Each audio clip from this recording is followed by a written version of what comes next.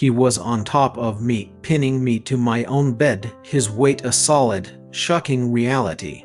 The moonlight streaming through the dorm window carved his face into sharp, unfamiliar angles, and his eyes, usually so calm and distant, were dark and unreadable. My heart hammered against my ribs, a frantic drumbeat in the sudden, suffocating silence of the room. He leaned in, his breath warm against my cheek, and whispered my name, his voice a low, gravelly thing that sent a shiver racing down my spine. And then he kissed me. It all started with a mystery.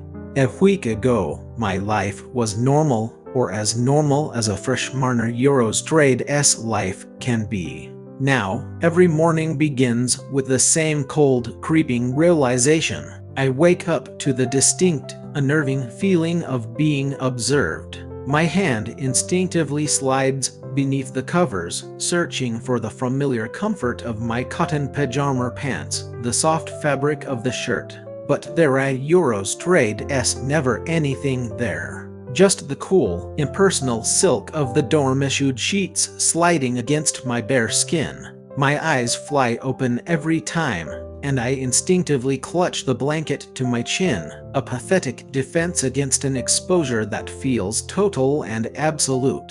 Well, Berg, decided to join the Au Natural Club, have we? Tomer Eurostrade's voice, a booming cannonball of sound, shattered the morning quiet from the foot of my bed. He stood there, a towering monument of athletic energy, arms folded across his chest as if he Eurostrade just caught me in the middle of a heist. The harsh fluorescent light of the dorm room glinted off his buzzcut, and his grin was a masterpiece of pure, unadulterated chaos. "Shut up," I managed to get out, my voice a muffled croak as I pulled the blanket even tighter, my face already radiating heat like a furnace. Of course, this was the one night I Eurostrade forgotten to draw the flimsy privacy curtain around my bunk. A classic rookie mistake. I was wearing them, I insisted, more to myself than to him. They have to be here somewhere. Oh, I Eurostrade am sure they are, buddy. Tom waggled his eyebrows, a gesture that was somehow both friendly and deeply infuriating, as he leaned his considerable weight against my bed frame. "So, what are Eurostrade's the story? Trying to get in touch with your primal roots?" Elliot, our roommate and resident creature of the night, ambled over from his desk. He Eurostrade likely been awake since 2 in the morning, fueling a horror movie marathon with a steady Roman 4 drip of energy drinks. His glasses were smudged with fingerprints, and his pale lips were twisted into a knowing smirk. "Everything okay over there, Berg? And I do mean a Euros everything." He made a vague, sweeping gesture toward the fortress of blankets I Eurostrade deconstructed around myself, and I felt a desperate urge for the mattress to swallow me whole. "I Eurostrade am fine," I snapped, but the crack in my voice was a dead giveaway. I risked a quick, terrifying peek under the covers. The verdict was in no pajama pants, and, to my mounting horror, no boxers either. My ears felt like they were glowing a bright, shameful red. "Could you two just do Euros not?" Elliot let out a low chuckle, pushing his glasses up the bridge of his nose. "Didn't Eurostrade take you for such a free spirit, Berg?" I respect it.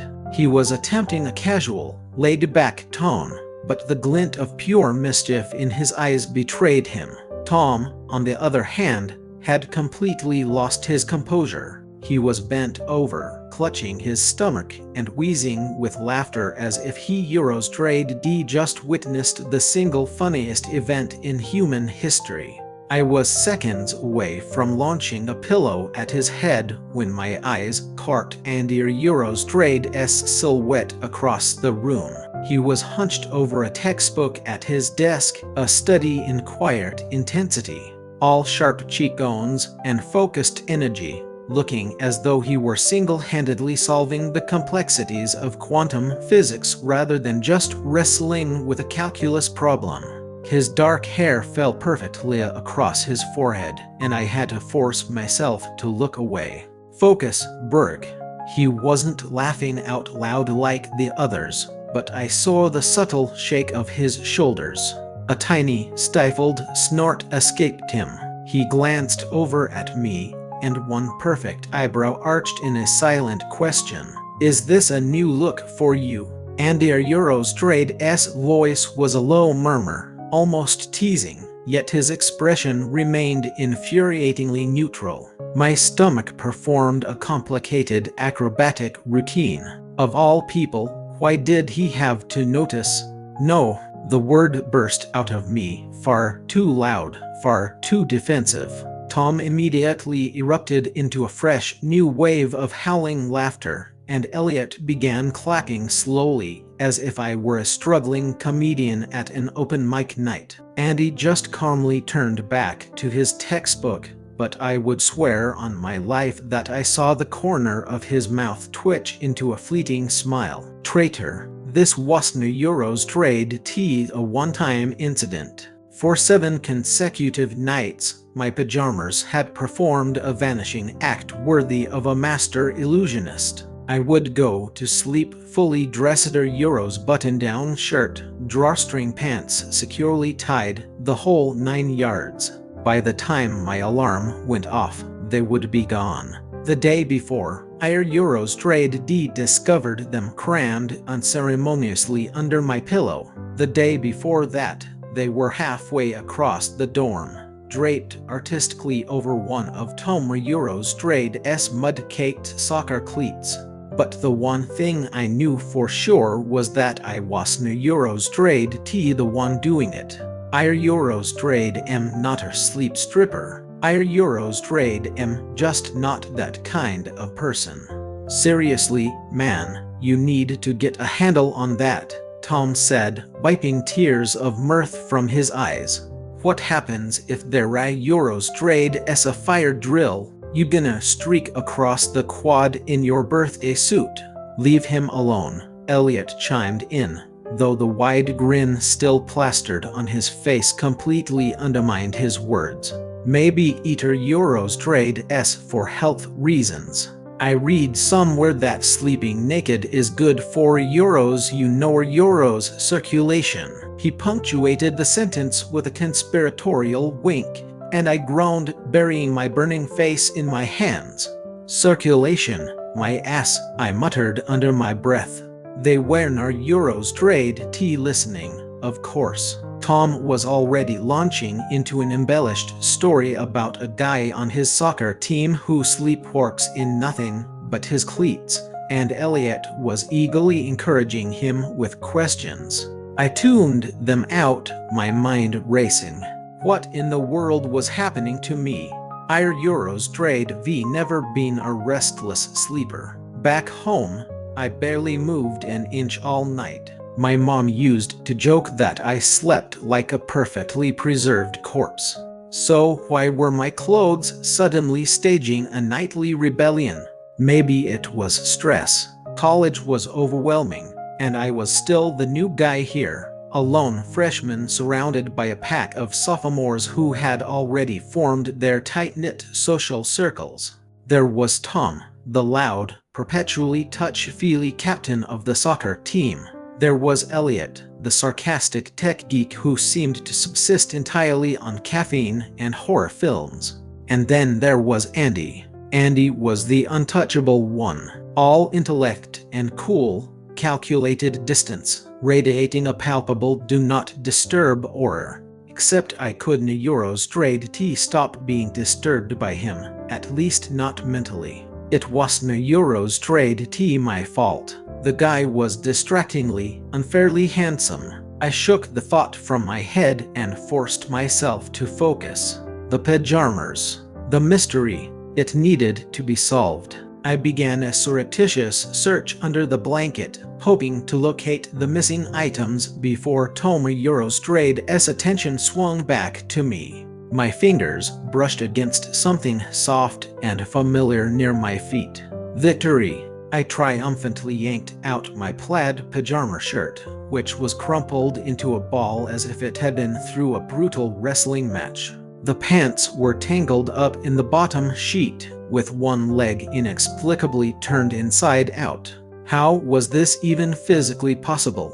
Found a circumflex euros M, Tom crowed, having spotted my small victory. Nice save, nudist. You should get those framed as a souvenir. Kiss off, I retorted, but there was no real venom in it. I was too preoccupied with examining the evidence. I knew with absolute certainty that I had buttoned every single button on that shirt last night. I had triple-checked, my paranoia heightened by the previous day's Eurostrade fiasco. So, the only logical conclusions were that I was either a secret, unconscious acrobat, or a Euros what. A prank-loving ghost was haunting our dorm room. The building wasn't even that old. Elliot leaned in closer, his voice dropping to a conspiratorial whisper. Real talk, Berg.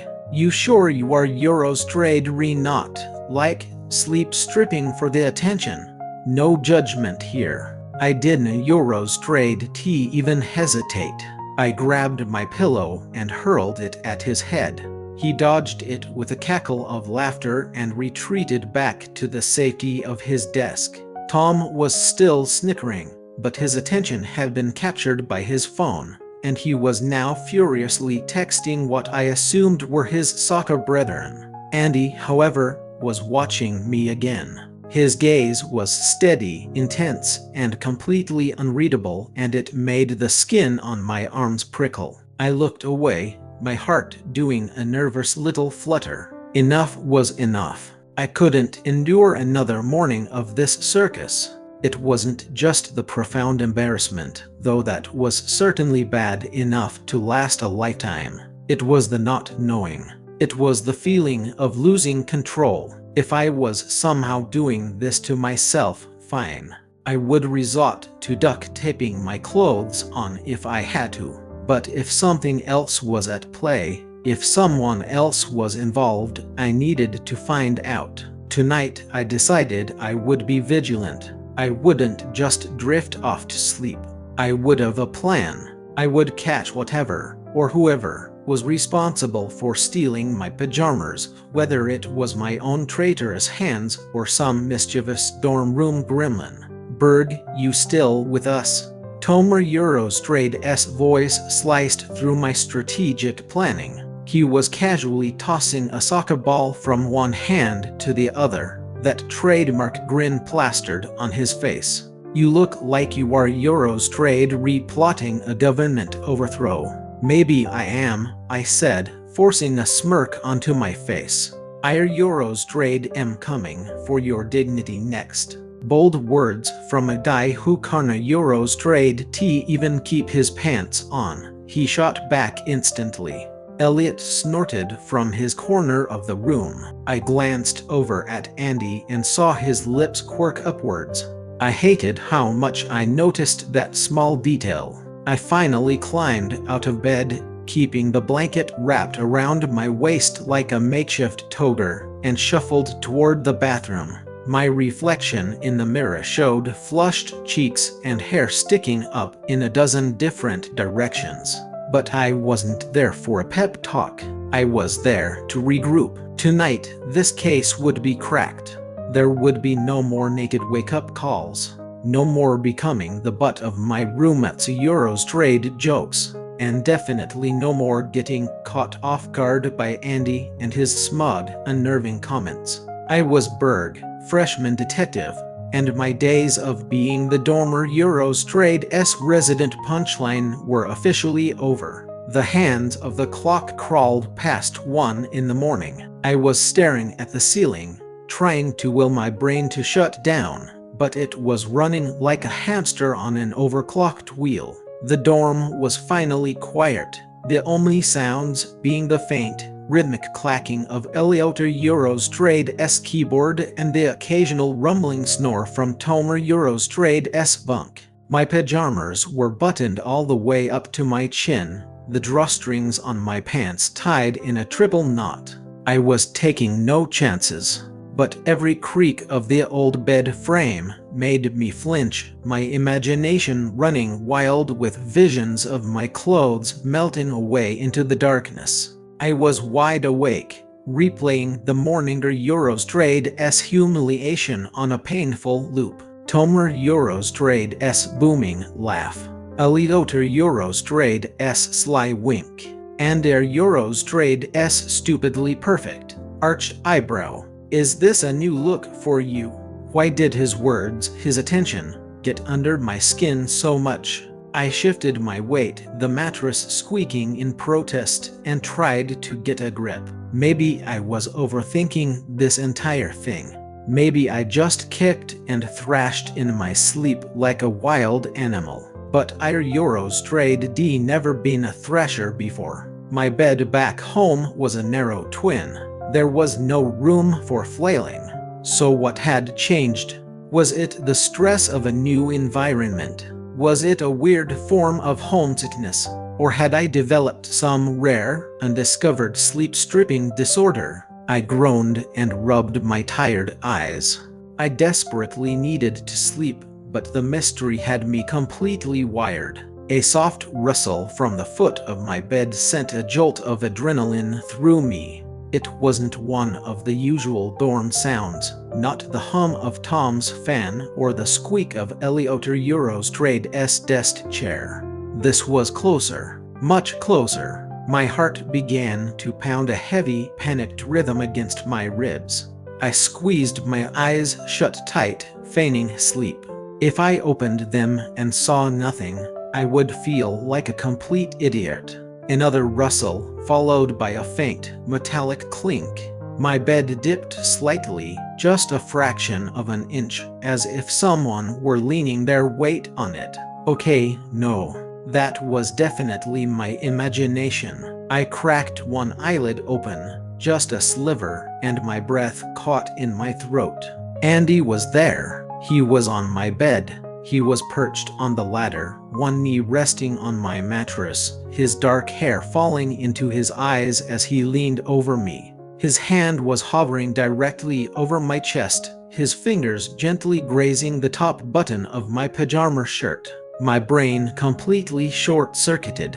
Was he unbuttoning my shirt? In the dim, ethereal glow from Elioter Eurostrade's desk lamp, his face was a study of sharp angles and intense concentration, like he was diffusing a highly sensitive bomb.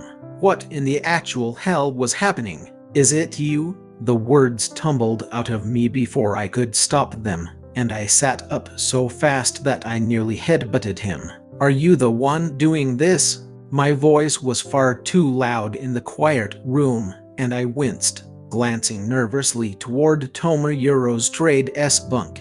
He was still snoring, oblivious. Elioter Eurostrade's headphones were on, sealing him away in his own world. Andy, however, didn't Eurostrade even flinch.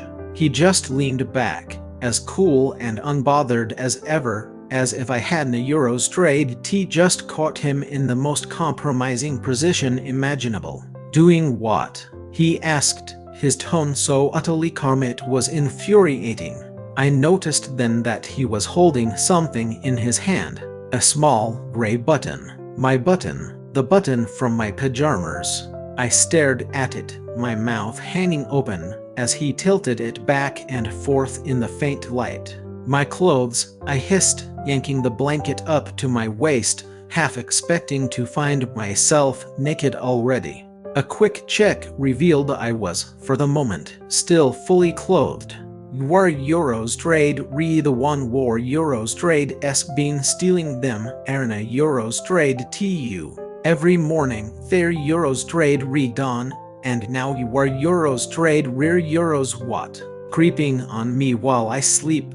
And Eurostrade's eyebrow lifted in that same maddening, unreadable quirk from the morning. Stealing? He sounded almost amused by the accusation. I found this on the floor. I figured it was yours. He held the button out to me, and I snatched it from his hand, my fingers brushing against his for a fraction of a second. They were warm. I jerked my hand back as if our Eurostrade D received an electric shock. On the floor, I scoffed, clutching the small piece of plastic like it was crucial evidence in a murder trial. So you just happened to decide that the best way to return it was to climb onto my bed at 1 or Eurostrade clock in the morning. My face was burning, and I was torn between a potent mixture of rage and profound embarrassment. If he wasn't the pajama thief, what was he doing here? And if he was, what kind of bizarre, twisted game was this? It was right under your bunk, he said, as if that explained everything. I didn't Eurostrade want you to lose it. His eyes flickered over my face, down to my chest, and then back up again. I could swear I saw a glint of something in their depths. Euros, was it teasing, or was it genuine interest? I couldn't Eurostrade tell. And their Eurostrade's face was an impenetrable vault. War Eurostrade welcome, by the way, he added. Welcome, I sputtered. You are Eurostrade sneaking around my bed like some kind of ninja. And our Eurostrade am supposed to thank you for it. I lowered my voice, suddenly paranoid about waking Tom. If you are Eurostrade not the one stealing my stuff, then why are you here? He shrugged, leaning casually against the bed ladder. Couldn't Eurostrade sleep? Saw the button, figured our Eurostrade deal with it. He was so nonchalant, so utterly plausible, that I almost believed him. Almost. But then he added, War Eurostrade kind of loud when you get mad. Eater Eurostrade's cute. Cute. I choked on the word, my voice cracking and hitting a pitch I didn't Eurostrade know I was capable of. My cheeks felt like they were on fire. And Eurostrade's lips twitched, not quite forming a smile, but close enough. I wanted to shove him off the ladder. Cute. Was he mocking me, or was he flirting with me? There was no way. Andy didn't flirt. Andy was the guy who organized his bookshelf alphabetically by author and shot daggers at Tom for leaving empty pizza boxes on the floor. He was not the type to climb into someone Eurostrade's bunk in the middle of the night to flirt. Whatever, I muttered, shoving the button under my pillow. Just go to bed. Your own bed, not mine. I pointed emphatically toward his bunk on the other side of the room, hoping my voice sounded firm and authoritative, and not like the flustered, confused mess I actually was. Andy didn't Eurostrade move. He was still watching me, his gaze slowly sliding from my face down to my chest, where my pajama shirt had come slightly unbuttoned during my frantic sit-up. I quickly yanked it closed. He smirked.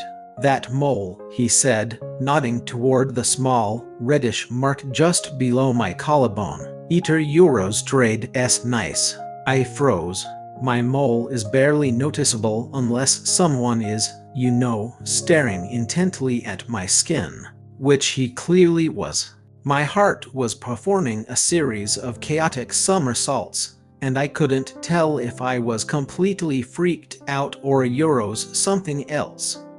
Thanks, I managed to say, because what else is a person supposed to say when their ridiculously hot, enigmatic roommate compliments a random patch of their skin at 1 in the morning? He finally stood up, stepping off the ladder with an infuriating, cat-like grace. Night, Berg, he said, turning and walking back to his own bunk. I watched him go, my brain a jumbled, short-circuiting mess. Nice mole. What did that even mean? Was he just messing with my head, or was he the pajama thief? And this was all part of some strange, elaborate cover-up. I lay back down, staring up at the bunk above me, the button still tucked safely under my pillow, a tiny, inconclusive piece of evidence. Maybe it really did just fall off. Maybe Andy was just an extreme neat freak who felt compelled to pick up stray buttons in the dead of night. But that didn't explain why he was on my bed, or why my pajamas kept vanishing. I didn't buy his story. Not entirely. There was something he wasn't telling me. I pulled the blanket up to my chin, my mind racing. If Andy was behind all of this, I needed proof. And if he wasn't, then what? Was I actually losing my mind? I thought about his smirk, his comment about my mole eater Euros trade s nice. My face heated up all over again. Damn it, Berg. Focus. He Euros trade s not your crush. He Euros trade s a suspect. Tomorrow, I decided I was taking this to Google. There had to be an online forum for people in my situation. Help, my roommate might be stealing my clothes, but also might secretly like me. It was worth a shot. I closed my eyes, but sleep was now a lost cause. Andy's face kept materializing in my mind. His smirk, his low voice, that inexplicable glint in his eyes. If he was a thief, I would catch him.